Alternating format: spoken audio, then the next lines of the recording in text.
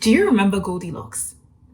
She's the porridge lover that snuck into the house of the three bears and went into their kitchen to taste their bowls of porridge.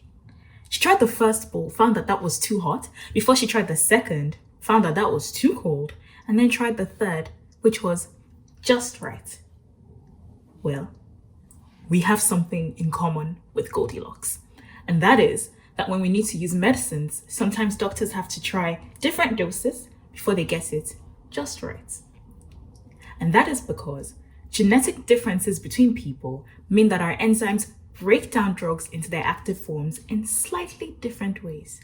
And so the standard dose does not always work. And we need drugs to work, especially when patients are in severe pain and are suffering. So one way around this is to test which versions of drug processing enzymes patients have, and then use that information to choose a dose or an entirely different drug.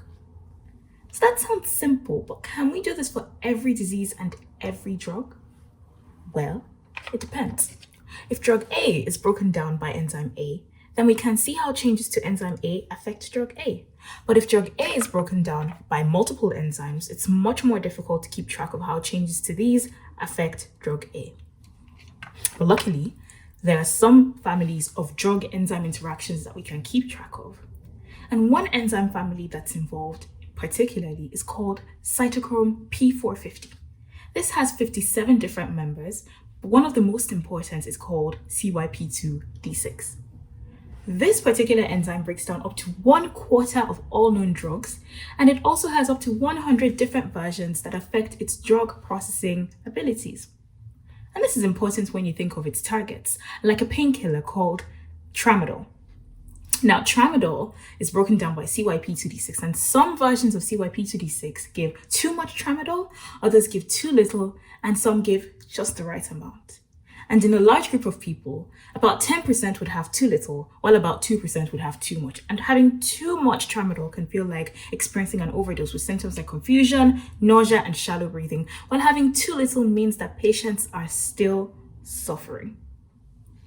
So going from that group back to Goldilocks, this time, she has a severe toothache, and so she's breaking in to steal painkillers instead of porridge. What drug and what dose should she use? Well, without genetic testing, this could feel like having to taste a room full of porridge. But luckily, we now have databases with drug versions and enzyme versions that work together well. So while we can't predict how patients will react to every single drug, for some, we can get the dose just right on the first try.